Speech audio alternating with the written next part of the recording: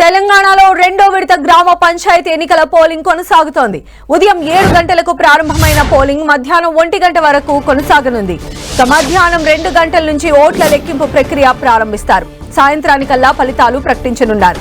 రెండవ దశలో మొత్తం 193 మండలాల్లోని 3911 గ్రామ పంచాయతీ సర్పంచ్లు, 29917 వార్డు సభ్యుల పదవులకు ఎన్నికలు జరగనున్నాయి.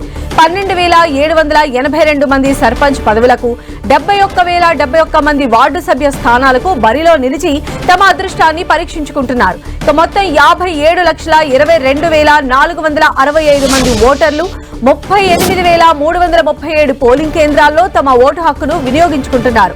ఉమ్మడి కరీంనగర్ జిల్లాలో రెండో విడతలో 392 పంచాయతీలకు ఎన్నికలు కొనసాగుతున్నాయి. ఇప్పటికే 26 గ్రామాలు ఏకగ్రీవమయ్యాయి. వరంగల్ ఉమ్మడి జిల్లాలో రెండో విడత పోలింగ్ లో భాగంగా 507 గ్రామాలకు పోలింగ్ కొనసాగుతోంది. రెండో విడతలో మొత్తం 564 గ్రామ పంచాయతీలకు ఎన్నికలు ఉండగా 56 గ్రామాల్లో సర్పంచ్ స్థానాలు ఏకగ్రీవమయ్యాయి. ఒక గ్రామంలో పోలింగ్ నిలిపివేశారు. 1686 మంది సర్పంచ్ అభ్యర్థులు బరిలో ఉన్నారు. ఇక ఉమ్మడి నిజామాబాద్ జిల్లాలో 311 పంచాయతీల్లో పోలింగ్ కొనసాగుతోంది. సెకండ్ ఫేజ్ లో 393 గ్రామాలకు ఎన్నికలు జరగాల్సి ఉండగా 82 గ్రామాల్లో సర్పంచ్ అభ్యర్థులు ఏకగ్రీవమయ్యారు. పోటీలో 1074 మంది అభ్యర్థులు ఉన్నారు. ఖమ్మం జిల్లాలోని 6 మండలాల్లో 160 పంచాయతీలు, 1379 వార్డుల్లో రెండో విడత పోలింగ్ కొనసాగుతోంది. రెండో విడతల్లో 183 గ్రామ పంచాయతీలు, 1686 వార్డులకు ఎన్నికలు జరగాల్సి ఉండగా ఇందులో 23 గ్రామ పంచాయతీలు, 306 వార్డుల్లో ఏకగ్రీవం అయ్యాయి.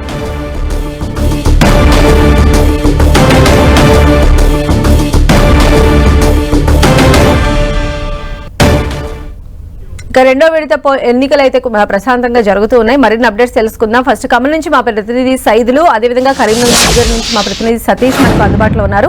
సో సైదులు, ఎన్నికల ప్రక్రియకి సంబంధించి ఎలాంటి ఏర్పాట్లు చేశారు? ఓటర్లు పోలింగ్ కేంద్రాలకు చేరుకుంటున్నారు.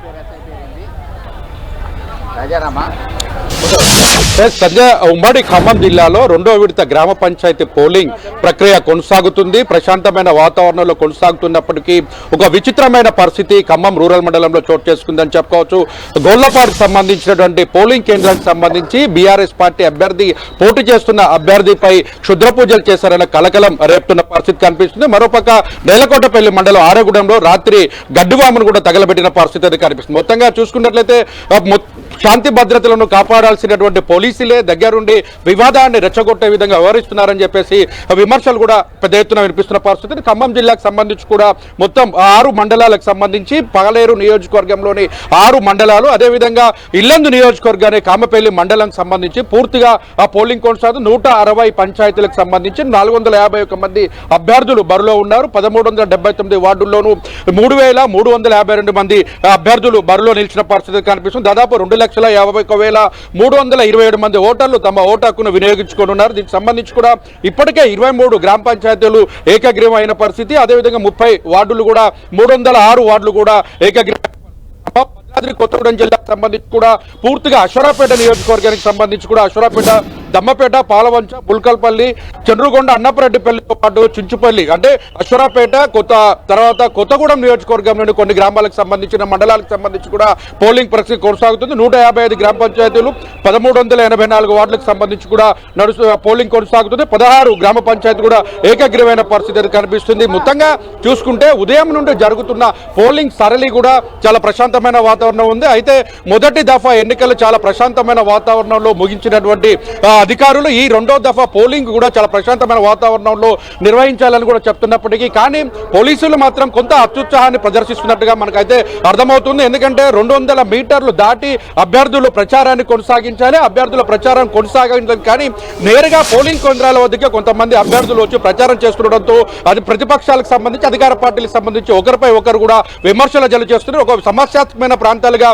ఇప్పటికే గుర్తించారు. సమస్యాత్మకమైన ప్రాంతాలుగా ఉన్నటువంటి పంచాయతీల్లో భారీ బందోబస్తు కూడా ఏర్పాటు చేస్తారు. పోలింగ్ కేంద్రాల వద్ద ఎక్కడైనా పోలింగ్ కి వచ్చేటువంటి ఓటర్లకు సంబంధించి కూడా ఇబ్బంది కలగకుండా ఉండేందుకు వైద్య ఆరోగ్య శాఖ కూడా వాళ్ళందరూ కూడా మెడికల్ క్యాంపులను కూడా ఏర్పాటు చేశారు. మెడికల్ క్యాంప్ తో పాటు ఓటింగ్ వచ్చేటువంటి వారికి వీల్ చైర్లు, వృద్ధులు కావచ్చు, వికలాంగులు కావచ్చు, ఎవరైనా ఓటు వేయలేని పరిస్థితి కనిపిస్తే మాత్రం వారందరూ కూడా వీల్ చైర్లు కూడా ఏర్పాటు చేసిన పరిస్థితి అయితే ఉంది. మొత్తంగా ఈ పోలింగ్ ప్రక్రియ సరళికి సంబంధించి కూడా చాలా ప్రతిష్టాత్మకంగా పార్టీలు తీసుకుంటున్నాయి. అధికార పార్టీ, ప్రతిపక్ష పార్టీలకు సంబంధించిన పార్టీలు చాలా కీలకంగా ఈ ఎన్నికలను అత్యధిక స్థానాలు గెలుచుకోవాలనే తీవ్రమైన ప్రయత్నాలు చేస్తున్న పరిస్థితి. మొదటి దఫా ఫలితాలు చాలా ప్రశాంతమైన వాతావరణంలో వచ్చిన నేపథ్యంలో రెండో దఫా పోలింగ్ కూడా కీలకంగా ఉన్నటువంటి పంచాయతీలు, మేజర్ పంచాయతీలను గెలుచుకునేందుకు రాజకీయ పార్టీలు తీవ్రమైనటువంటి ప్రయత్నం కొనసాగుతున్నాయి. ఇంకా వార్డులలో సంబంధించి కూడా నేరుగా వచ్చి ప్రచారాన్ని కూడా కొనసాగిస్తున్న పరిస్థితి కనిపిస్తుంది. ఓవరాల్ గా మొత్తంగా పోలీసు మొత్తం బందోబస్తు ఉన్నప్పుడు కూడా ప్రచార హోరు మాత్రం హోరెత్తుతుంది. మరికొద్ది సేపట్లోనే మధ్యాహ్నం 1 గంట నుంచి పోలింగ్ ముగుస్తుంది. 2 గంటల నుంచి కౌంటింగ్ ప్రారంభమవుతుంది. కొన్ని చోట్ల మేజర్ గ్రామ పంచాయతీలకు సంబంధించి వివాదాలు చెలరేగే అవకాశాలు కూడా సమస్యాత్మక ప్రాంతాలకు గట్టి బందోబస్తు కూడా ఏర్పాటు చేస్తున్న పరిస్థితి. రైట్ సైదులు. ఇక మరోవైపు కరీంనగర్ వెళ్దాం. మా ప్రతినిధి సతీష్ మనకు లైవ్ లో అందుబాటులో ఉన్నారు. సో కరీంనగర్ లో ఎలాంటి ఏర్పాట్లు చేశారు సతీష్? పోలింగ్ కేంద్రాలకు ఓటర్లు చేరుకుంటూ ఉన్నారా?